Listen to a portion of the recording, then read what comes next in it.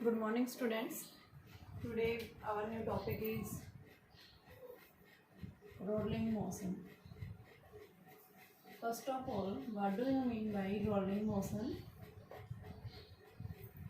In the last topic, we have to discuss about the rotational motions.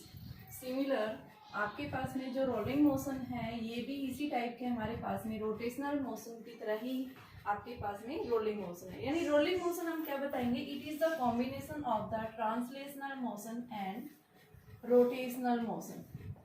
Translation and rotational motion यानी rolling motion जो है दो types के motions के combination से क्या बना है बेटा, रोलिंग मोशन। यानी जिसके अंदर आप फर्स्ट क्या बता रहे हैं, ट्रांसलेशन, एंड सेकंड जो है क्या है, रोटेशनल।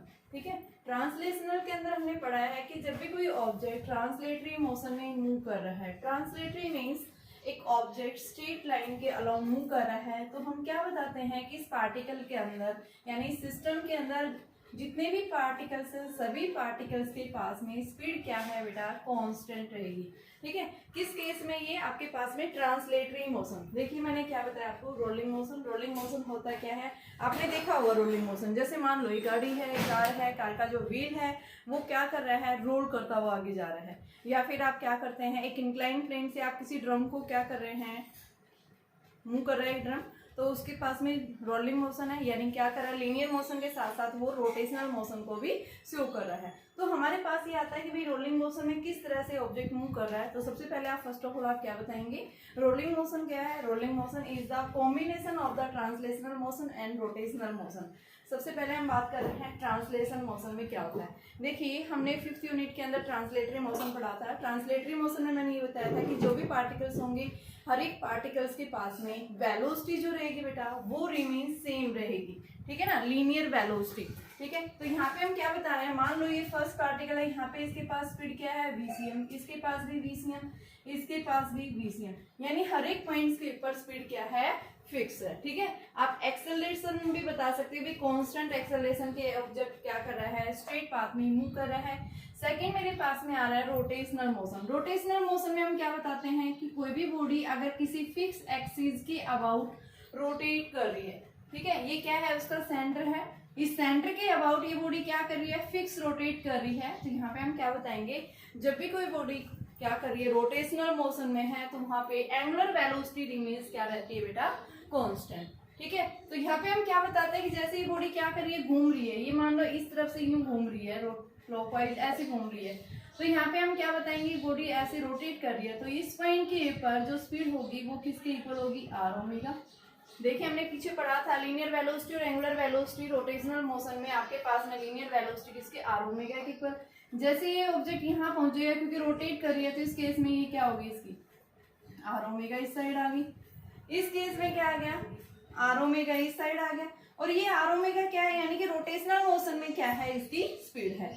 इस केस में आपके पास में आर ओमेगा। ठीक है, तो यहाँ पे हम क्या बता रहे हैं कि आपके पास में ये क्या है, ट्रांसलेटरी मोशन, ये क्या है, रोटेशनल मोशन, जहाँ पे हर एक पॉइंट्स के ऊपर ऑब्जेक्ट की जो डायरेक्शन है, वेलोसिटी डायरेक्शन, जैसी बॉडी रोटेट कर रही है तो बेटा हर एक पार्टिकल्स भी अपनी डायरेक्शन को क्या कर रहे हैं, चेंज कर रहे हैं। तो हमारे पास में फर्स्ट में जो मैंने ट्रांसलेटरी मोशन के केस में बताया था, ये मेरे पास में ट्रांसलेटरी मोशन है। और सेकंड मेरे पास में क्या है, सेकंड क्या है, ये रोटेशनल मोशन। अब ये दोनों आपस में जब कंबाइंड होंगी, तो कंबाइंड होने के बाद हमारे पास जो रिजल्ट आता है, उस रिजल्ट के अंदर हम क्या ऑब्जर्व करते हैं कि आपके पास में सबसे पहले जो टॉप पॉइंट है, इस टॉप पॉइंट पे नेट वेलोसिटी दोनों की क्या हो जाएगी, यानी जहाँ पे आपके पास में क्या है, ट्रांसलेटरी मोशन भी और साथ में रोटेशनल मोशन। तो बेटा जैसे ये दोनों कंबाइंड होंगे तो इनकी वेलोसिटी में भी कुछ चेंज आएगा। तो मान लो एट द टॉप पॉइंट, जो हम टॉप पॉइंट यहाँ ले रहे हैं, यहाँ पे हमारे पास में नेट वेलोसिटी जो आ रही है वो किसके इक्वल है, वीसीएम प्लस में आर ओमेगा। सेकंड मेरे पास यहाँ इस पॉइंट पे क्या आ रही है, वीसीएम इस तरफ है, इसकी डायरेक्शन रिमेन सेम रहेगी, यहाँ पे क्या है, आर ओमेगा। नेक्स्ट मैं यहाँ पे बात कर रही हूँ, इस केस में यहाँ पे इस साइड वीसीएम है, बट इसके अपोजिट डायरेक्शन और रोटेशनल मोशन के कारण क्या आ रही है, आर ओमेगा। इस पॉइंट के ऊपर हम क्या बता रहे हैं, भाई आपके पास में ये क्या हो गया, वीसीएम इस साइड है और ये ऐसे जा रहा है। तो यानी कि आप क्या बता रहे हैं कि मेनली हम ऑब्जर्व करेंगे at the point A B and C. A B C points के ऊपर हम क्या देख रहे हैं, ए पॉइंट के ऊपर नेट वेलोसिटी जो आ रही है at the A, net velocity यानी कि जब दोनों का कंबाइंड हो गया है किसका, ट्रांसलेटरी प्लस में रोटेशनल, तो जब से दोनों कंबाइंड होती हैं तो उस केस में हम क्या बताते हैं कि ए पॉइंट के ऊपर जो स्पीड है वो क्या होगी है मैक्सिमम, ठीक है। और वो मैक्सिमम स्पीड जो आपके पास आई है किसके इक्वल है, वीसीएम प्लस में आर ओमेगा। क्यों, क्योंकि ये दोनों क्या कर रही है, सेम डायरेक्शन में लाई कर रही है ए पॉइंट के ऊपर। फिर हम बात करेंगे एट द पॉइंट सी। अब बेटा सी के ऊपर क्या हो गया है, यहाँ पे देखो एक वेलोसिटी इस साइड लग रही है, दूसरी नीचे की तरफ लग रही है। अब हमने बताया था जब भी किसी एक पॉइंट के ऊपर दो वेलोसिटी की अलग अलग डायरेक्शंस पॉसिबल नहीं है तो उसके लिए हम क्या करेंगे, इनका नेट रिजल्टेंट निकालेंगे। अब नेट रिजल्टेंट निकालने के लिए हम क्या देखते हैं, इनके बीच में एंगल, दोनों के बीच में एंगल क्या रहा है 90 डिग्री। तो इसका रिजल्टेंट निकालने के लिए हम क्या बताएंगे, क्या दे रहा है इसका रिजल्टेंट, और रिजल्टेंट जो आएगा वो किसके इक्वल आएगा, VCM square plus R square omega square, ठीक है। तो हमारे पास ये सी पॉइंट के ऊपर नेट वेलोसिटी जो आ रही है VC, जिसको हम लिख रहे हैं VCM स्क्वायर प्लस में R square omega square, okay. अब हम बात करेंगे एट द पॉइंट बी। तो बी पॉइंट के ऊपर देखिए यानी कि बॉडी रोल कर रही है जो किसी दूसरे सरफेस यानी ग्राउंड की क्या है बेटा, ये कॉन्टेक्ट में है। जब भी कोई बॉडी क्या कर रही है, रोल कर रही है, तो क्या करेगी, किसी दूसरी बॉडी के कॉन्टेक्ट में होगी। मान लो आपका जो व्हील है, गाड़ी का व्हील है, वो क्या करता है, ग्राउंड के साथ में कांटेक्ट में है। तो यहाँ पे हम क्या बताएंगे, जिस पॉइंट के पर कांटेक्ट में है वहां पे नेट स्पीड क्या आ रही है, तो ये नेट स्पीड जो आ रही है at the point B VC minus R omega. अगर मान लो आपके पास VC, क्योंकि हमने पीछे पढ़ा था भाई आपके पास में स्पीड जो है यहाँ पे V, ये वेलोसिटी क्या है आर ओमेगा है, ठीक है, ये क्या है VCM। अगर VC किसके इक्वल हो जाए आर ओमेगा, तो एट द पॉइंट बी के ऊपर नेट स्पीड क्या हो जाएगी, जीरो। यानी जिस पॉइंट के ऊपर ये क्या है बेटा, जिस सरफेस के साथ में ये बॉडी क्या है कांटेक्ट में है, तो हम क्या बता रहे हैं कि उस पॉइंट के ऊपर नेट रिजल्टेंट वेलोसिटी क्या आ रही है, जीरो आ रही है। जब भी आपके पास कोई भी बॉडी रोल कर रही है और जिस पॉइंट के साथ में कांटेक्ट में है, तो वहां पे अगर नेट वेलोसिटी जीरो आ रही है तो इसका मतलब क्या है कि वो बॉडी क्या करेगी, रोल करेगी, ओके। रोल कर रही है, ठीक है, आगे की तरफ क्या करेगी, वो मूव करेगी। तो हम क्या बताते हैं कि जब भी कोई बॉडी क्या कर रही है कि रोल कर रही है over the horizontal surface without slipping करते हुए क्या करेगी, वो आगे की तरफ मूव करेगी, ठीक है। कहाँ से बेटा, from the point of contact से कहाँ जाएगी, टॉप पॉइंट की तरफ, ठीक है। यानी इस तरह से ये बॉडी क्या करेगी, ऐसे घूमती हुई जाएगी, ठीक है। बट जहाँ पे पॉइंट ऑफ कॉन्टेक्ट में होगी हम वहां पे क्या बताएंगे, नेट वेलोसिटी क्या हो जाती है, जीरो, ठीक है। यानी उसकी जो पार्टिकल जो है वो क्या कर रहा है, अपनी डायरेक्शन को क्या कर रहा है, चेंज कर रहा है। विदाउट स्लिपिंग करते हुए क्या करेगा, ऑब्जेक्ट जो है पॉइंट ऑफ कॉन्टेक्ट से कहाँ जाएगा बेटा, टॉप पॉइंट की तरफ मूव करेगा। तो इस टाइप के जो मोशन आता है यानी such type of motion is known as the rolling motion. एक बार फिर से देखिए, मैं दोबारा बता रही हूँ क्योंकि सबसे पहले हमें इसकी डेफिनेशन समझ में आनी चाहिए कि भाई रोलिंग मोशन में कैसे बॉडी रोल कर रही है विदाउट स्लिपिंग, ठीक है। स्लिप करेगी तो क्या आप मूव कर पाओगे, जैसे मान लो केले का छिलका पड़ा है, आपका पैर रखा जाए तो आप क्या हो जाओगे, स्लिप हो जाओगे ना।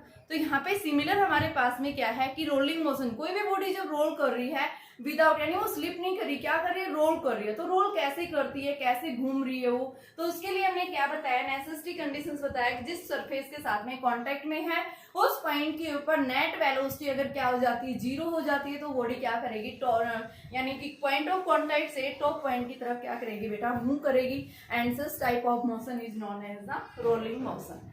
नेक्स्ट आता है अब हमारे पास में कि जब भी कोई बॉडी रोल कर रही है तो उसकी काइनेटिक एनर्जी क्या है, ठीक है। सबसे पहले मैंने क्या बताया आपको, रोलिंग मोशन क्या होता है। रोलिंग मोशन आप सिंपल वे में बताएंगे, it is the combination of the translational motion and rotational motion, ठीक है। फिर उसके लिए हमने बताया कि भाई उसके लिए क्या नेसेसरी कंडीशन होनी चाहिए। तो नेसेसरी कंडीशन हम क्या बताएंगे कि जिस पॉइंट के साथ में यानी जिस सरफेस के साथ में पॉइंट ऑफ कांटेक्ट में है वहां पे नेट वेलोसिटी क्या हो जाती है, जीरो हो जाती है, ठीक है। और वहां उस पॉइंट के ऊपर नेट वेलोसिटी अगर जीरो हो जाती है तो वो बॉडी क्या करेगी कि पॉइंट ऑफ कांटेक्ट से टॉप पॉइंट की तरफ क्या करेगी, वो मूव करेगी, ठीक है। नेक्स्ट आता है kinetic energy. Kinetic energy we have to determine the kinetic energy in the rolling motion, कि जब भी कोई बॉडी क्या कर रही है, रोल कर रही है, तो रोलिंग मोशन में क्या उसकी काइनेटिक एनर्जी होगी, ठीक है। तो इसके लिए हम क्या लेंगे, सबसे पहले हम बात करेंगे कि मान लो हमने क्या लिया है, एक बॉडी ली है, वो बॉडी क्या कर रही है, रोल कर रही है। किस टाइप की बॉडी ली है हमने, एक स्फेरिकल बॉडी ली है। जैसे हम मान रहे हैं गाड़ी का व्हील है, ठीक है, जिसकी रेडियस आर है, वो एक स्मूथ हॉरिजॉन्टल सरफेस के ऊपर क्या कर रही है बेटा, मूव कर रही है, ठीक है। एक स्मूथ हॉरिजॉन्टल सरफेस के ऊपर क्या कर रही है, मूव कर रही है। मान लिया सबसे पहले हमने एक व्हील लिया, इस व्हील की रेडियस क्या है, आर रेडियस है, सेंटर क्या है इसका, ओ सेंटर है। ये क्या कर रही है, जब ये क्या विदाउट स्लीपिंग मूव कर रही है, रोल कर रही है, ठीक है, तो इस केस में हम क्या बताएंगे, इसकी सेंटर से इसकी वेलोसिटी क्या है, वीसी एम, और ये क्या है बेटा, एक कांस्टेंट एंगुलर स्पीड से यानी एक फिक्स एक्सिस के अबाउट ये बॉडी क्या कर रही है, ये व्हील जो है क्या कर रहा है, रोटेट कर रहा है, रोल कर रहा है, ठीक है, दोनों के कॉम्बिनेशन से। तो हम क्या बताएंगे सबसे पहले कि जब आपके पास में ये जब व्हील मूव कर रहा है तो यहाँ पे दो टाइप्स के मोशंस हैं। फर्स्ट इज द क्या बताएंगे, लीनियर मोशन, ठीक है, और इस लीनियर मोशन के अंदर हम सेंटर ऑफ मास यानी कि वेलोसिटी जो है वो किधर लग रही है, हॉरिजॉन्टल के अलोंग लग रही है, और ये वेलोसिटी ट्रांसलेटरी मोशन में हमेशा क्या रहती है, कांस्टेंट। बट अगर ये बॉडी क्या कर रही है, रोटेशनल मोशन में मूव कर रही है, तो एक फिक्स एक्सिस के अबाउट एक कांस्टेंट एंगुलर स्पीड से क्या करेगी, ये मूव करेगी, ठीक है। तो हमें निकालना क्या है, काइनेटिक एनर्जी निकालनी है कि जब ये बॉडी रोल कर रही है, ये व्हील रोल कर रहा है, तो इसके पास में टोटल काइनेटिक एनर्जी क्या होगी। तो बेटा टोटल काइनेटिक एनर्जी किसके इक्वल आएगी, सबसे पहले हमें टोटल काइनेटिक एनर्जी निकालनी है। टोटल काइनेटिक एनर्जी का मतलब कि kinetic energy due to the translatory motion, दोनों के मोशन के कारण हम क्या करेंगे, ऐड कर देंगे, प्लस में kinetic energy due to rotational motion, दोनों टाइप्स के मोशन के कारण हम इन दोनों को क्या कर देंगे, ऐड कर देंगे। अब सबसे पहले मेरे पास में आती है कि जब ये बॉडी ट्रांसलेटरी मोशन में मूव कर रही है, तो ट्रांसलेटरी मोशन में काइनेटिक एनर्जी क्या होती है, हाफ एम वी स्क्वायर, और रोटेशनल मोशन में क्या होती है, हाफ आई ओमेगा स्क्वायर। तो दोनों की वैल्यू हम पुट कर दें, क्योंकि ये हमने पीछे लास्ट लेक्चर में पढ़ा था। तो टोटल एनर्जी हमारे पास में आएगी half M we square plus half I omega square. Okay बेटा, अब ये बॉडी बेटा क्या कर रही है, ये जो व्हील है ये इस फिक्स एक्सिस के अबाउट क्या कर रहा है, रोटेट कर रहा है। तो हमने एक पीछे रिलेशन पढ़ा था v is equal to R omega. तो मैं यहाँ से अगर ओमेगा निकाल दूं v बाई आर और इसको उठा के मैं इस इक्वेशन में पुट कर दूं, तो मेरे पास ये इक्वेशन टोटल एनर्जी जो बन जाएगी किसके इक्वल बनेगी, half M we square plus में हाफ आई ओमेगा की जगह क्या रखेंगे, V square by R square, ठीक है। ये हमने पुट कर दिया, ठीक है बेटा, हमने क्या रख दी, इसकी वैल्यू रख दी है। अब हम इसको क्या करेंगे, सिंप्लीफाई करेंगे। तो आपके पास में देखो यहाँ से क्या आ रही है हमारे पास में, सबसे पहले मैंने इसकी वैल्यू रख दी है, ठीक है। दूसरे केस में मैंने क्या किया, यहाँ पे आपके पास में अगर मैं क्या निकालू बेटा, half M we square common ले लूँ यहाँ से, तो हाफ एम वी स्क्वायर मैं कॉमन लूंगी, तो यहाँ से मेरे को क्या करना पड़ेगा, m से कॉमन, देखो m यहाँ पे नहीं है तो मुझे m से डिवाइड और मल्टीप्लाई करना पड़ेगा। मैं क्या करना चाहती हूँ, हाफ एम वी स्क्वायर को कॉमन निकालना चाहती हूँ। तो इसको कॉमन निकालने के लिए देखो हमारे पास सेकंड टर्म है, यहाँ पे मास नहीं है, और ये कॉमन तभी आ सकती है जब भाई दोनों के अंदर हाफ एम वी स्क्वायर हो। तो इसको कॉमन करने के लिए मैंने क्या किया, जो सेकंड पार्ट है काइनेटिक एनर्जी का, इसके अंदर मैंने क्या किया, m से डिवाइड कर दिया, m से इसको मल्टीप्लाई कर दिया, कोई इफेक्ट नहीं पड़ेगा, ठीक है। तो ये आपके पास में आ गया। तो ये half M we square 1 plus I by M are square, ये क्या है हमारे पास टोटल एनर्जी है। कि जब भी कोई बॉडी रोलिंग मोशन में है तो वहां पे टोटल एनर्जी जो आएगी वो किसके इक्वल होगी, half M we square into में 1 plus I by M are square के इक्वल होगी बेटा, ठीक है। अगर हम आई को किसके इक्वल ले लेते हैं, if we take I is equal to M के स्क्वायर, आई को अगर हम क्या ले लें, एम के स्क्वायर ले लें, के क्या है, रेडियस ऑफ गायरेशन। तो हमारे पास ये total kinetic energy radius of gyration की फॉर्म में क्या आ जाएगी, तो ये आपके पास half M we square into 1 plus m के स्क्वायर अपॉन में एम आर स्क्वायर, एम से एम कैंसिल, तो टोटल काइनेटिक एनर्जी आपके पास किसकी इक्वल आ गई, half M we square into में 1 प्लस के स्क्वायर बाई आर स्क्वायर। आप दोनों रिजल्ट्स को याद रख सकते हैं। अगर मान लो आपके पास किसी बॉडी का क्या है, मोमेंट ऑफ इनर्शिया गिवन है, तो उस केस में आप ये फॉर्मूला याद रखिए। अगर रेडियस ऑफ गायरेशन के फॉर्म में पूछा है तो उस केस में आप टोटल काइनेटिक एनर्जी क्या बताएंगे, 1 प्लस के बाई आर स्क्वायर के इक्वल होगा। जैसे देखिए मेरे पास एक क्वेश्चन है कि भाई आपको निकालना है कि काइनेटिक एनर्जी निकालनी है किसके लिए, सॉलिड स्फीयर और होलो स्फीयर के लिए, ठीक है ना। what is the kinetic energy, what is the ratio of kinetic energy of the solid sphere and hollow sphere। अब मुझे पता है सॉलिड स्फीयर का मोमेंट ऑफ इनर्शिया किसके इक्वल है बेटा, 2/5 mr²। मैं क्या करूं, इस वैल्यू को उठा के इस इक्वेशन में पुट कर दूं तो मेरे पास टोटल काइनेटिक एनर्जी क्या आएगी, किसकी, सॉलिड स्फीयर की। तो ये क्या आ जाएगा, हाफ mv² इंटू में 1 + 2/5 mr² अपॉन mr²। ये कैंसिल हो गया और आपके पास में क्या बच जाएगा, 5 यानी कि 1/2 इंटू में ये हमारे पास में 7/5 mv²। तो 7/10 mv² आ जाएगी। ये 7/10 क्या है आपके पास में, सॉलिड स्फीयर के लिए टोटल काइनेटिक एनर्जी आया। ठीक है, सिमिलर आप किसके लिए निकाल सकते हो, होलो के लिए निकाल सकते हो, सिलेंडर के लिए निकाल सकते हो। ये डिपेंड करता है आपके पास क्वेश्चन किस टाइप का है, उसी के अकॉर्डिंग हमें क्या देना है, इसका आंसर देना है। जैसे आपके पास एक क्वेश्चन दिया हुआ है, भाई क्वेश्चन किस टाइप से इसके पूछे जाते हैं काइनेटिक एनर्जी के केस में। जैसे आपके पास दे रखा है कि एक स्फीयर है, उस स्फीयर का मास 10 kg है। एक स्फीयर है, स्फीयर का मास कितना गिवन है, 10 kg गिवन है आपके पास में। ठीक है, और ये क्या कर रहा है, रोल कर रहा है on A flat surface without slip with A speed. इसकी स्पीड जो है वो कितनी दे रखी है, 50 cm/s है।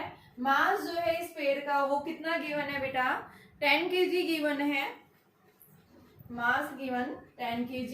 Then find the total kinetic energy. Final kinetic energy यानी कैसे निकालेंगे, आपको किस में आंसर निकालना है, ये जूल की फॉर्म में निकालना है। तो हमें इसको निकालने के लिए हम क्या करेंगे, देखिए अभी हमने पढ़ा था कि आपके पास में काइनेटिक एनर्जी क्या होती है। ठीक है, तो हम इसको कैसे निकालेंगे, सबसे पहले मैंने फॉर्मूला आपके सामने रखा है। भाई टोटल काइनेटिक एनर्जी जो है वो हमारे पास में क्या होती है, हाफ mv² प्लस में हाफ I⍵², ओमेगा की जगह v²/r² रखेंगे। ठीक है, और अब यहाँ से आई क्या है, ये आपके पास में स्फीयर, स्फीयर कैसा है, सॉलिड स्फीयर है। ठीक है, तो यहाँ से मैं सॉलिड स्फीयर का मोमेंट ऑफ इनर्शिया लूंगी। तो 1/2 into 2/5 mr² into v²/r²। r² से r² कैंसिल, तो ये आपके पास में 2 से 2 कैंसिल, तो ये हमारे पास 1/2 mv² प्लस 1/5 mv²। तो यहाँ से हम एलसीएम लेंगे तो वही 7/10 mv² आ जाएगा। आपके पास में मास दे रखा है, आपके पास में स्पीड है, बट ये स्पीड किसके अंदर दे रखी है बेटा, cm/s में। तो इसको आप क्या करेंगे, मीटर में चेंज करेंगे। और 1 मीटर क्या होता है, 100 सेंटीमीटर। तो 1 सेंटीमीटर क्या आ गया, 50 × 10⁻⁻² मीटर/सेकेंड। तो 50/100 आपके पास 0.5। तो ये 0.5 हम रख देंगे। मास हमारे पास 10 kg है, हम क्या निकाल सकते हैं, यहाँ से इसकी स्पीड निकाल सकते हैं। ठीक है, आपके पास में क्या पूछा था, काइनेटिक एनर्जी बताइए, इसकी काइनेटिक एनर्जी किसके इक्वल होगी,